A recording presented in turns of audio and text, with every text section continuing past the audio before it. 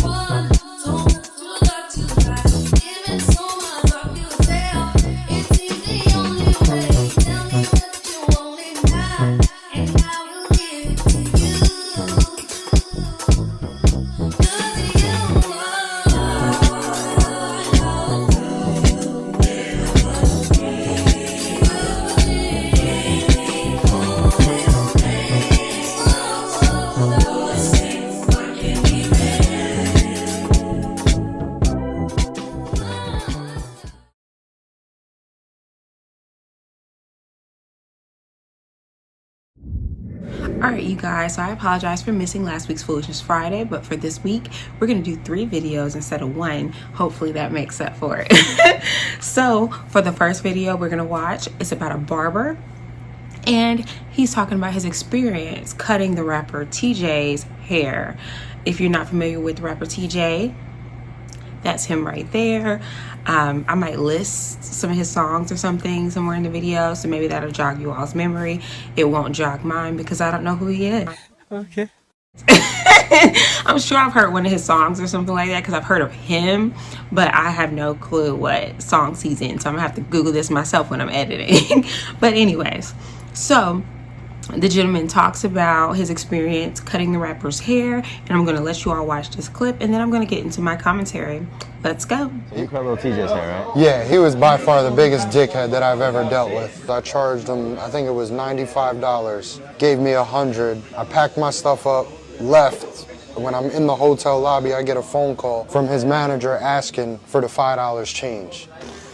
So I had to run back up and hand Lil TJ a $5 bill from the cut. So I asked no tip, and he said no, and took his $5 back and went about his day. By far the worst experience I've ever had cutting any of these famous people. It was just rude, unprofessional, had me waiting. I'm cutting his hair, I need to stop and roll up, and he's telling me I don't know what I'm doing. I'm trying to fade his sideburns in, he's moving out the way, telling me not to do it like that. You know, just not really trusting me, when at the end of the day, you called me to do a job, you know? But that was by far the worst experience. So you are probably thinking, okay, why is this foolishness? So this is my thing. If you all look through the comments, obviously, or most likely you all didn't, so I screenshotted a bit, so I'm gonna have them scrolling as I talk. So people in the comments, it was kind of 50-50. Some people were on the rapper side, the others was on the barber side, and to be completely honest, we're only getting his side of the story, so it could have been, you know, you just never really know in situations like that. But this is my take on it.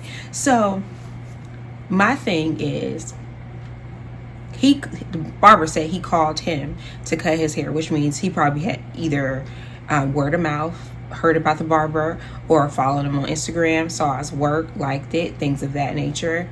And he's traveling to this rapper. So if this rapper's traveling to him, that's already money. You know what I mean? If you're paying for an Uber going down the street nowadays, especially, like, who knows, I don't know where they might be, but if you're like going down the street in New York, I'd take an Uber in New York just to get to the airport, and it'd be a smooth $25, and I'd be in Queens. Okay, like that alone, that's money. And if you're a rapper that has a lot of clientele, you know, not a rapper, excuse me, you guys, if you're a barber that has a lot of clientele or a lot of people that seek your services, your price is going to be higher because your time is a bit more valuable than a barber that cuts people random everyday people. And I'm not saying anybody's less, some people are less than others, or some people are less important than others, but that's just how it goes. Like, I don't know if you all heard about all the uproar with Beyonce and her tickets and how much people were paying for the tickets and how upset they were about Ticketmaster price gouging. If you all want me to talk about that in the next Foolishness Friday, I will. Let me know in the comments. But it's the same thing. She's reached a certain stature that she can get people, or people are provoked to pay crazy, outrageous amounts of money just to see her in concert. That's the level she's on. So in his profession, if he's cutting all these different celebrities' hair, now I don't know, I'm just saying, if this rapper's calling him to come to his hotel to cut his hair, you know, clearly he's probably pretty good, and I'm sure that's not the only person's hair he cuts. So which means my prices are going to be higher. My services are deemed valuable. And I also saw a comment where they were talking about how's a haircut, haircuts used to be $20-$30 or whatever the case may be. The price of living has gone up. Eggs used to be 50 cents at one point in time, not when I was alive, but you know what I'm saying. You know what I'm saying? I'm like, I don't know why people love to make excuses for things. Like, they're like, oh, well, this price is outrageous. This price is outrageous, but don't pay that price. Did he tell him at the last minute, oh, it's going to be $95? Did he not know it was going to be $95? You know, what is that? And even so, you're complaining, well, if the haircut is $95, he shouldn't have to tip you. This is a different price bracket. You know what I mean? For the first time in my life, I got my hair braided by someone else. I didn't braid my hair. And I tipped her over 20%. And the way I look at it is, if they did the job that I asked them to do, I paid the price, and if they did a good job, I tipped them. It's a service. We're in the United States. They're like, oh, well, outside of the United States, this isn't a thing. Well, you're not outside of the United States. Like, stop acting like it's why do people act like certain things don't apply? Like, y'all know what to do. Y'all know what to do. If you can't tell people how much they're worth. You can't tell people if their service is worth this or if their service is worth that. If you don't deem what you do valuable, or whatever the case may be, that's your business. But if he says his service costs this much, that means that's where what he deems his service is worth. You can't tell people what they're worth. Now, if little TJ, this sounds so funny, little TJ. Now, little TJ decided that he didn't want to tip the man. That's his business. But it's like, you making me late. You're saying, oh, you're not cutting it right. You're not doing it right. Like, now I'm being insulted. And then it's like, okay, you give me the $100. We're talking about $5. You're supposed to be a rapper. Maybe he hurt him for the cash. I don't know. But to me, it was just distasteful. Like, I didn't like it. I didn't like it. Now, he could have a whole different side to it. But to me, I was just like, ew. All right, next video. Now, this next video is definitely shocking, in my opinion, and I'm not going to talk too much about it just yet. I'm just going to let you all watch it because it's very short, very brief, and we will dive in. Let's go. Like 8 abortions in total. We listen, but we don't judge. I had 2 abortions this year. We listen, but we don't judge. What? It's okay. I told you all it was very quick, very brief, but as quick as it was like, whoa, you know. And it's the we listen, we don't judge segment, the kind of thing they keep doing on TikTok. And I don't know if you all have seen the deep dive I had on YouTube. If you scroll to my way later videos, I have a whole deep dive on abortions, the history of it, all that jazz. If you haven't seen it, take a look at it. It's very informative. And as a Christian, obviously, I'm not for them. But obviously, I believe in free will, which is why God gives us free will. But 8?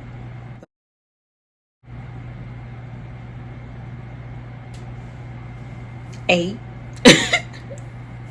And I forgot what the number the other girl said, but she said this year. At some point, it's like we gotta make better decisions, better choices. We need a better picker. Okay?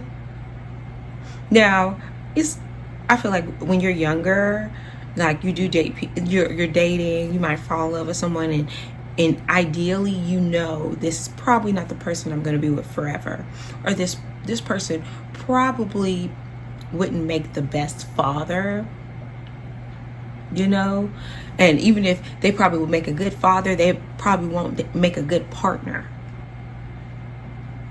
And that's okay to acknowledge, but if you acknowledge that, you have to also take into consideration that this is a possibility if I'm, you know, bumping and grinding without a barrier.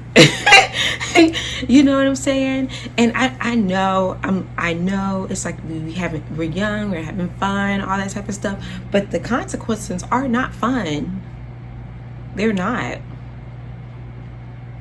And sometimes we just got to get to a point where it's just like, okay, what is the point of dating if you know it's not going anywhere?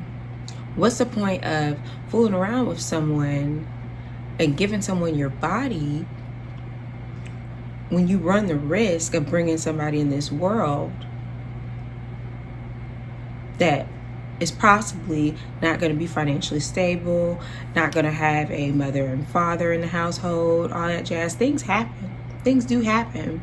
But when you get to the point, and I'm not judging, I'm not judging, but when you get to the point where we're talking about 8, you got a couple a year and all that, it's just not responsible, and it really hurts your body. Because at the end of the day, you really got to think what you're doing to yourself. And it's hard to just kind of make that decision like, okay, I'm just not going to be fooling around with people and all that jazz. But just watch how much more disciplined you are, and how better you see people where you're not engaging in acts like this. Just watch. Because if I'm going to be honest, sex clouds your better judgment. It makes you look past things that you wouldn't typically look past. It makes you hold on to people that you wouldn't typically hold on to. You have to realize soul ties are real. You know, like if you're willing to, you know, do that to your unborn baby or whatever case may be, then in the back of your mind, you know, I don't want to be tied to this person in that way, or I'm not ready for that in my life right now. So that tells you that this is an act that I probably shouldn't be participating in now, at this moment in my life, in this season, and with this person. And once you actually take a step back, and even if you do want to date or whatever the case may be, and you take that out of the equation, it's easier to see what people really want from you. If you're not dating, like, okay, I'm gonna make them wait 9 months, I'm gonna make them wait a year, I'm gonna make them wait 2 years. If you're not even thinking, oh, I'm gonna make them wait, you're trying to get to know this person, see their character, see if you all are equally yoked. Make that the furthest thing from your mind. And if they're pushing to get that from you, 9 times out of 10, that'll kind of tell you what they're looking for anyway. They're looking for a quick fix, okay? Not today. Not today, Satan. Not a wife, not somebody to spend the rest of their life with. Like, you call a spade a spade. You don't need to be with anybody that has you having 8 of those in a year. Girl, leave that man alone. Let's get to the next video. So I'm not even gonna talk much. I'm just gonna let you all watch this clip. This is the last clip, and I purposely left this at the last clip because this is some I don't know why we watching these talk on brawls. Anyways, all right, y'all, let's watch.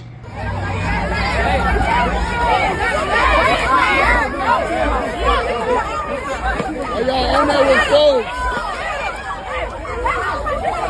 Watch out! Come on! Come on! Back up! Back up!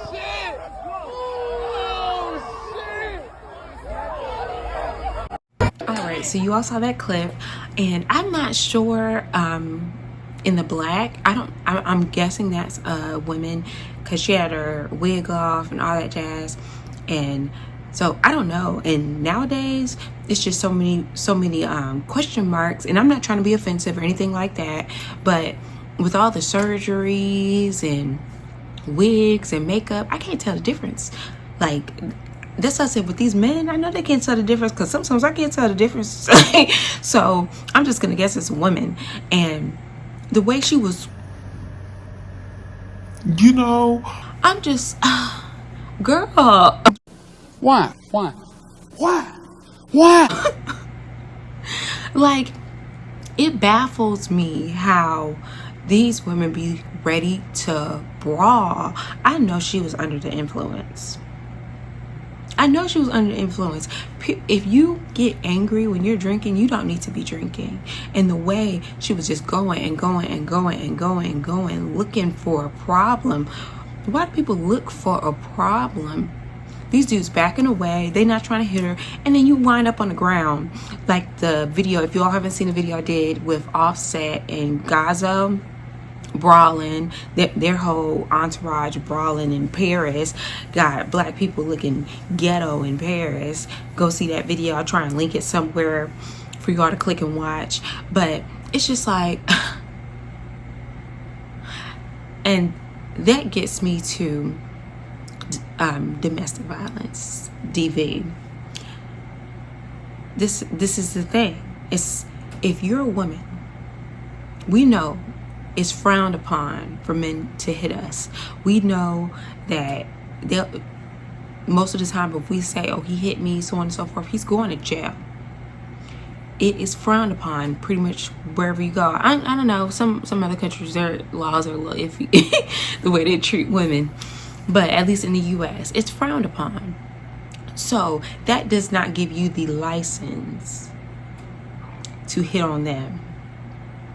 We make it okay. People normalize. I see videos all on Instagram, Facebook of these women getting angry and crashing out. Now, granted, do men do things that will push women to this limit? Because most of the time when I see these videos, some poor woman then got cheated on, you know, her man and had a baby with this girl, and, you know, making her look like Boo Boo the Fool.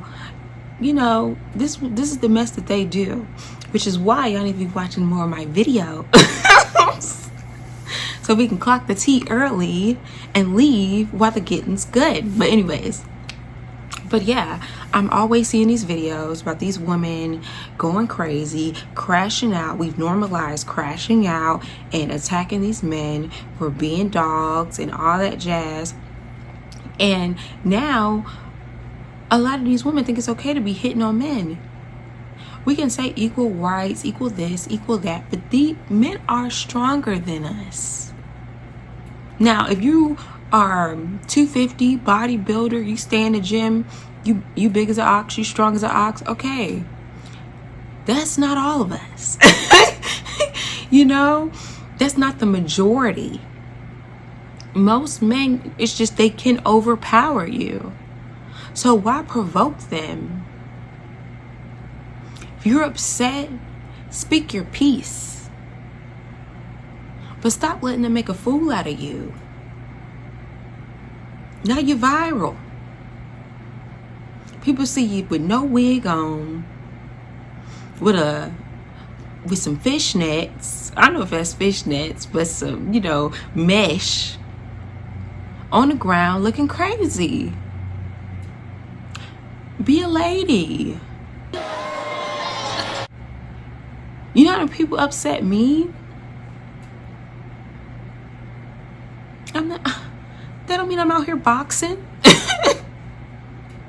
Because at some point we just have to acknowledge that how you respond to something says a whole lot about you. It says a lot about your mental.